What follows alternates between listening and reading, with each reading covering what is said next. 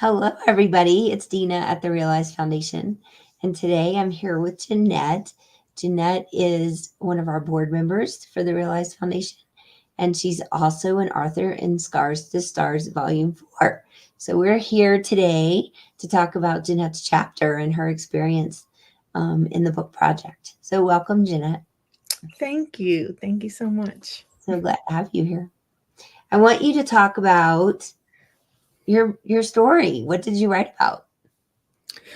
Well, in a nutshell, my story is just about generational curses and the trauma of growing up in a dysfunctional home and how that affects parenting and how I overcame that and the steps that I took to learn to break those generational curses and be a better mom, a better person for my kids. Yeah. Can you give us an example? Of Just like maybe part of your story that you told, or just an example of what you experienced and how it helped you be a better mom and how that came okay. about. Um, well, unfortunately, I grew up in a broken home, and though I'm not saying that my parents didn't try to give me the best, but they didn't know any better, and so some of the things that I had to experience and some of the things that I was exposed to, you would never see kids be exposed to that kind of stuff now. Um, there was a lot of violence, um, screaming, yelling, fighting, Mhm. uh, threats of physical harm, some actual physical harm.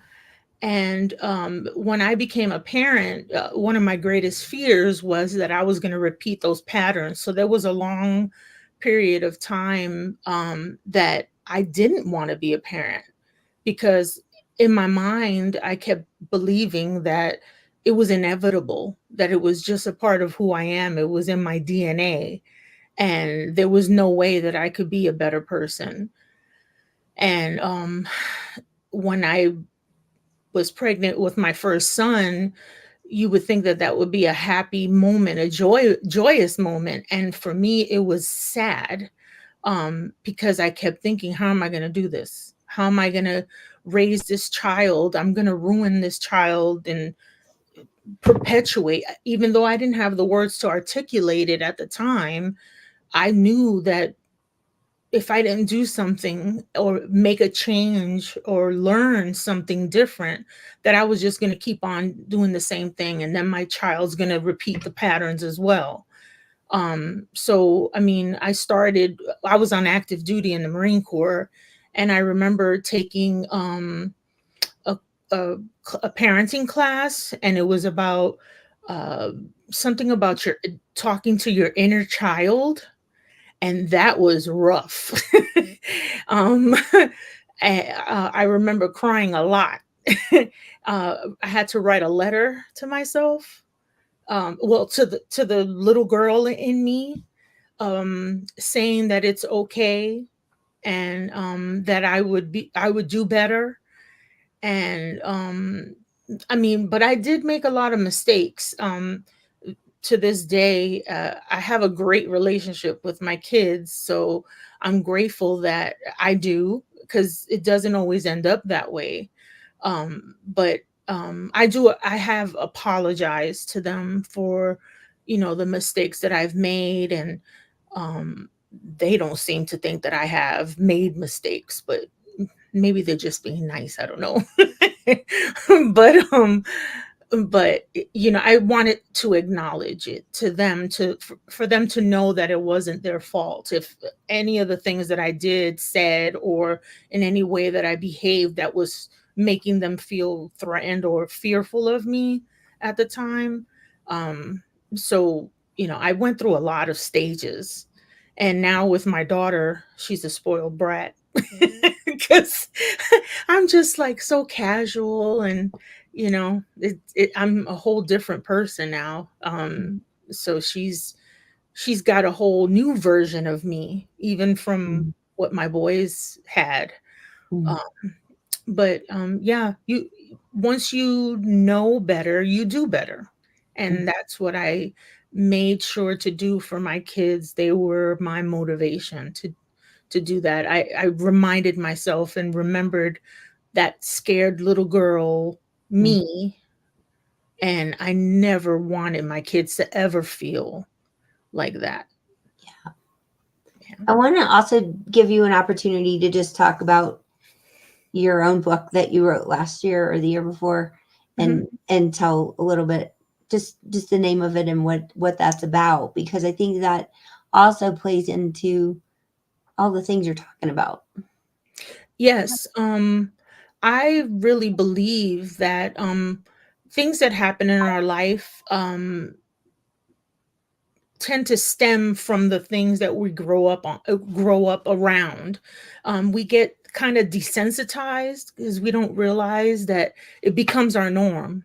And so when you grow up in a dysfunctional environment and you hear people speak down to you and make you feel belittled and like you don't matter, you grow up with that belief. So if there's another person that comes in your life that claims to love you and does the same thing, it's normal to you, and it's not. Um, and it extends to other things. And my book, Camouflage Shame Uncensored, I wrote about my experiences in the military and where I was sexually assaulted. And I also experienced a lot of sexual harassment from my superiors. And I really believe that I became a target for these people because they know these types of people know somehow they can read when you're broken. And I was broken, and they target us. And I hadn't healed from the things that I went through, so I was still holding that baggage and carrying it and lugging it around. And these predators, they see that, they have this innate sense of knowing a person that has experienced those types of things. And so I felt like I was targeted because of that. Um, and so the book kind of shows it talks about what I went through and how I overcame it as well. It just made me a stronger person. And I think going through that and going through the changes in my personal life as a trying to be a better mother, that was a lot of struggles that I was going through all at the same time. And then taking care of my kids and then juggling work and being active duty Marine and, battling that world. Um, it was a lot, but I managed to figure it out and overcome it. And I don't consider myself a victim. I consider myself a victor because it just made me strong. And I just want to be an advocate for women so that they can know that they're not alone. Because I thought I was alone. I thought it was just me. Something was wrong with me.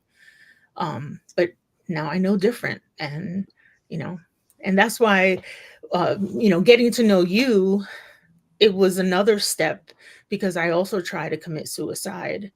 And, a lot of this pressure that you go through when you don't know where to turn, it's a permanent solution to a temporary problem. And when people say that saying in the moment, you don't get it, but it's so true because I would have permanently erased myself from everything for a situation that it was just temporary. It was just for that moment.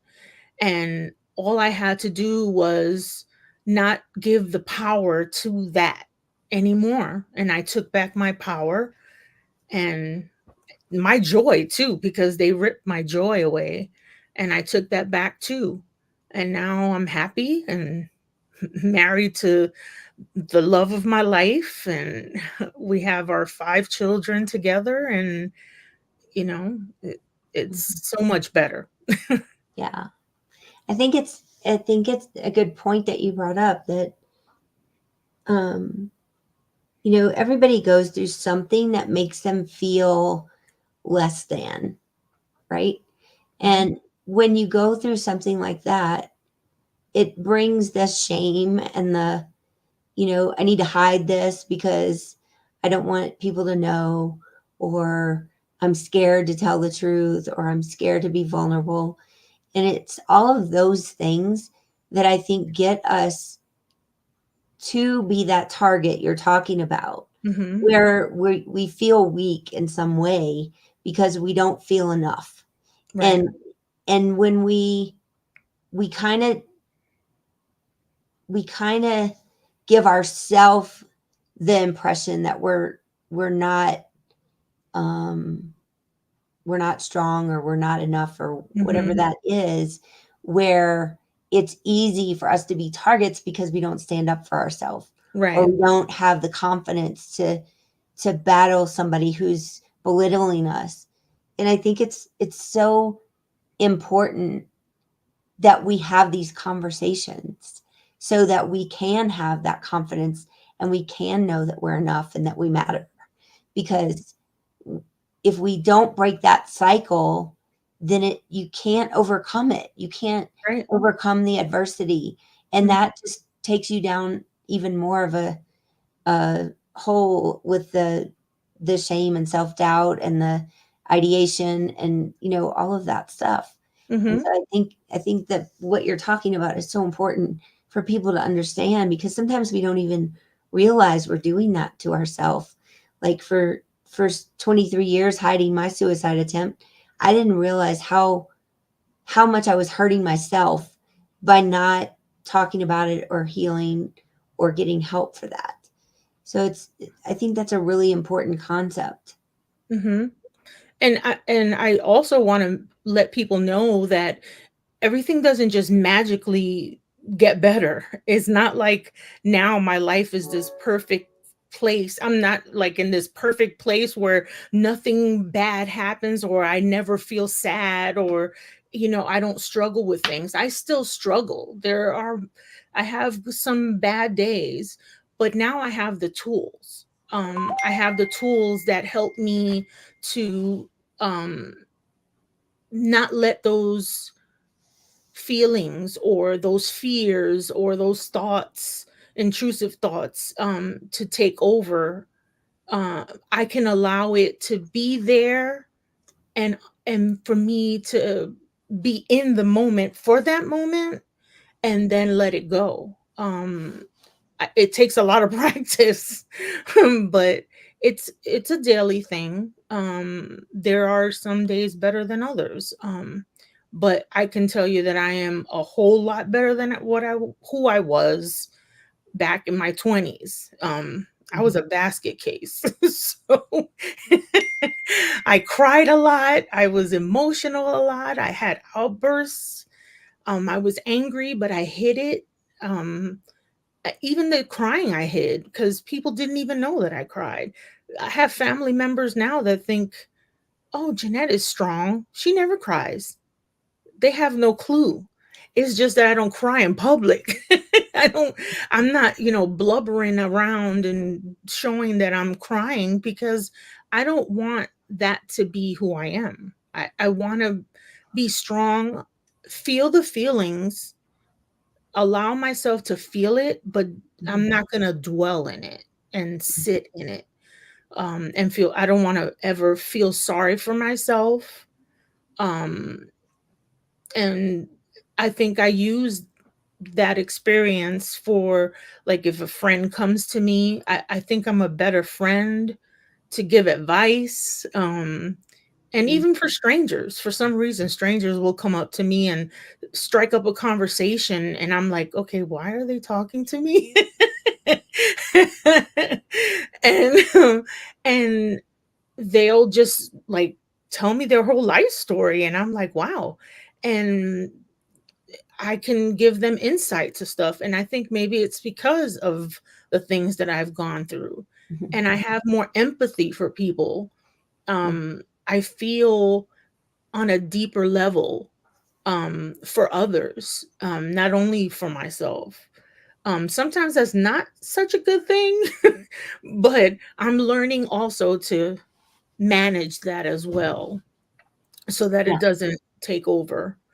But we do definitely need to talk more, and the discussion needs to be made so that there's no hiding in the dark. There's no, you know, in a dark corner somewhere is not there's not a little girl that's 8 years old wishing that somebody could come and save her from the miserable life that she's living. An 8-year old should never have to even know what that feels like. They should be playing and having fun and running in the park, or playing with dolls. um but and I think that's why, even with my kids, I have conversations with them about, if you ever need to talk about something, I'm here for you. If you ever make a mistake, we have the safe zone. Mhm. You can come to me and you can say, hey mom, this is something that I just really need to get off my chest and I just can't hold it in, and just let it out. Holding it in is not healthy. um and I've learned a lot of tools, because I've been through a lot of therapy as well. Mhm. Yeah, that's good. I think there's so much, I used to think that when people were 50, they were old, and now I'm in my 50s, Right. and I think that I feel like I'm still 25, but I have so much more knowledge Hmm. so much more wisdom than I ever did when I thought I knew everything. Hmm. Um, Right. and so it's such life is such a journey of ups and downs and learning and looking at things differently and having different perspectives and how we continue to evolve. And it's fascinating to me, um, how that all happens. And part Hmm. of it has been this project with writing, because when I was younger, I never wrote. I had horrible grades in English. Writing was, and reading even, was not something I really liked. I liked math and, sports and all that stuff. And so, like the Scars to Stars projects have really opened my eyes to reading and writing and how important they both are to our perspectives and our learning and our healing. And I would love for you to talk a little bit about writing. And I know you've written your own book as well, but specifically writing the story for Scars to Stars, and how that experience was, and how, if it was healing for you, and how that worked. um I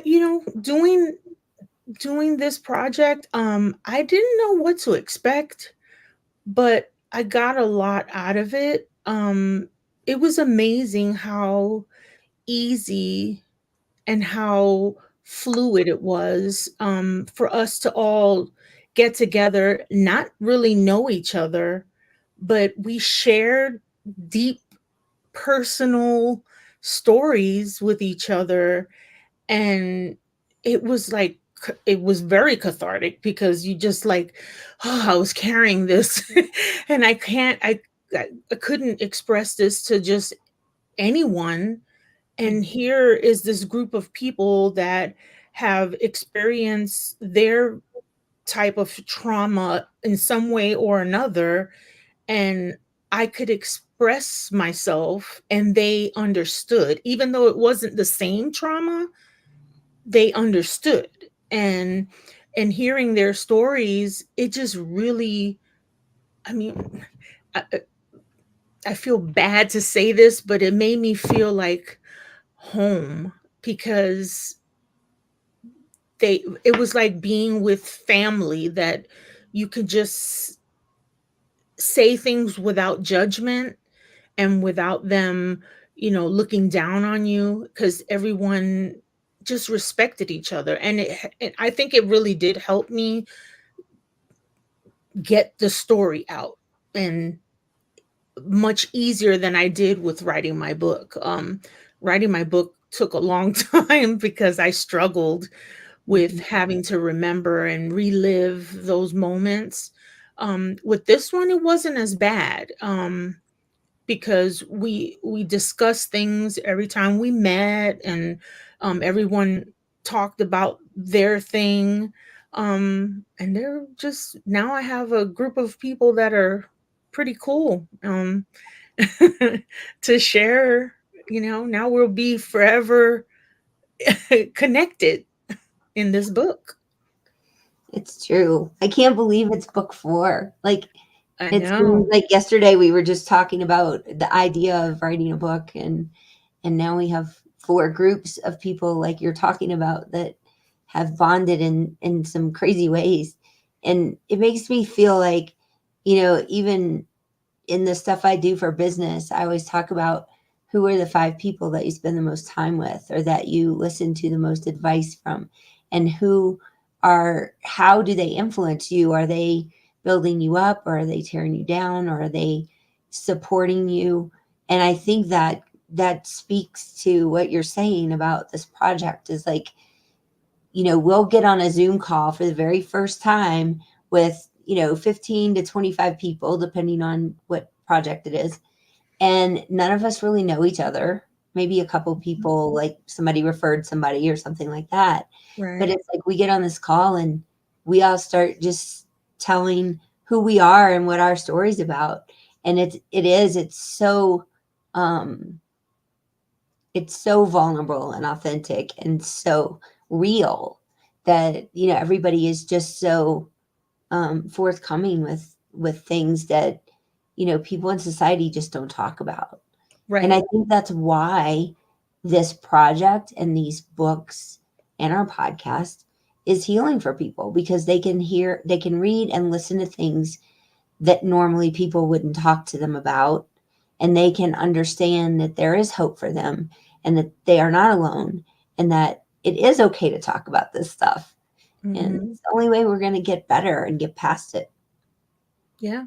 Yeah. Very true. Wow. Do you have any lasting words for our listeners? No, I just hope that others have an opportunity to do a project like this, and maybe for your next volume, other people will jump on in and join, because this was an amazing experience, and thank you for having me be a part of it. Sure. Thank you. Well, anybody who's listening, we do a project every year. We start in July and the books come out in September for Suicide Prevention Month. So if you're interested, you can go to our website, which is realizefoundation.com, or I'm sorry, .org, and you can actually fill out a submission and say you're interested in telling your story, and I'll reach out to you. So we'd love to hear from you. And if you want to reach Jeanette, I'm going to give you her website, and you can connect with her and see what else she has going on in the world. Um, so we're glad you were here to listen and hope to hear from you. Um, have a wonderful day. Thanks. You too.